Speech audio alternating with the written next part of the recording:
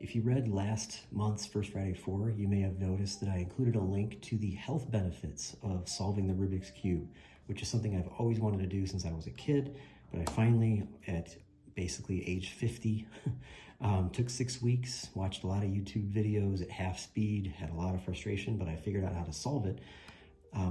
After last month, one of our astute readers kindly said, "Hey, that's really cool, Adam. Prove it. In other words, show us your work, show us you can solve it." So I'm going to attempt to solve it here. And at the end, I want to share a couple of thoughts about retirement planning. This is not a tutorial per se, and I am not a speed cuber, all right? So I'm just going to walk you through what this looks like.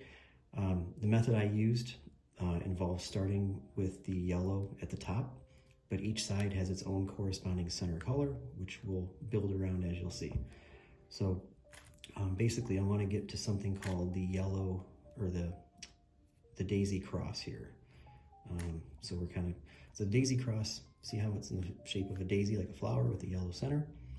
And then each of these white pieces has a corresponding color with it. So I'm going to connect orange to orange, flip them over, green to green, flip them over, blue to blue, flip it over, red to red, flip it over. That forms a white cross on the bottom, and now we have these colors that are lined up on the bottom edges here, so, bottom layers. So what I'm going to do first is solve this bottom layer, and to do that, I'm going to start here. So for example, this is green and red with the white on top. Go over here, green and red. I want to get this piece down here. So that was called the righty alg. There's a couple of moves there to get that piece from up there down here in the right orientation. So let's keep going. Blue and orange is here. Blue and orange. Okay, we got that in the right spot. Let's keep going here. If we look over here, the blue and the red is in the right spot, but it's twisted, meaning the white needs to go down. So let's untwist it with a series of righty algs. And righty alg is short for righty algorithm. There's a lefty alg, and then there's a series of other algorithms that go into solving this. Green and orange. Okay, so now we have it all white down here. This first layer is considered solved. So let's keep going. Second layer is what we're working on next. To do that, I'm going to start here, because what we have here is we have a blue and orange piece.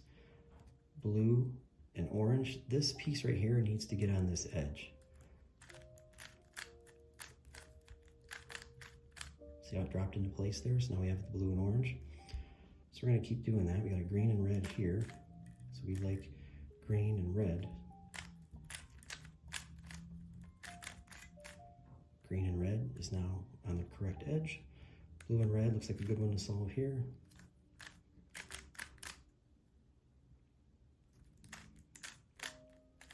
Okay, now we've got blue and red.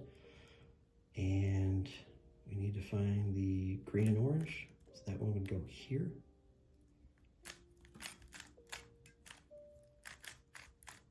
Okay, so now we have the first two layers solved. Oops. So now we need to work on kind of this top layer, and kind of bear with me here. On the top, we need to get something called the yellow cross. So I just know now if there's a 90-degree angle here, that tells me I need to do a specific spin, this, and then a righty alg, and then spin it back.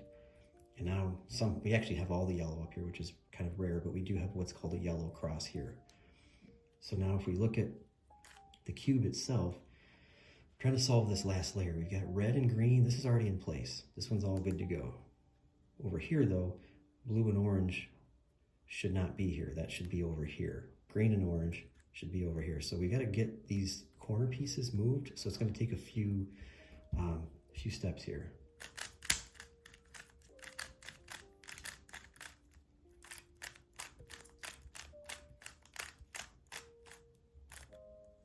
Okay, now we've got green and orange and yellow right here. We've got, unfortunately, blue and red here. So we got a couple of more moves to make here. Got to switch these two.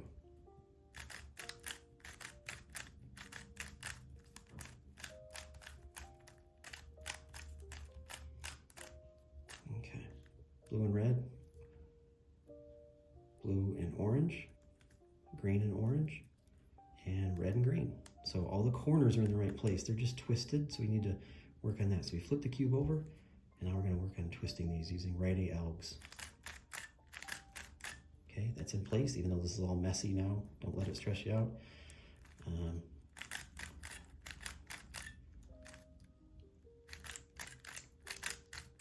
Okay, so yellow is good. So basically, if we look at the top, you're going to twist that around. What we've got here is this edge is in the wrong place, this edge is in the wrong place, this edge is in the wrong place, but this one's all good.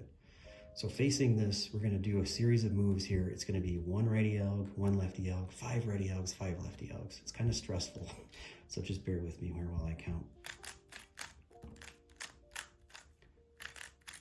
2, 3, 4, 5. 1, 2, 3, 4, 5. Okay, so sometimes you have to do this twice. I'm going to do that same series of moves again with the red facing us now.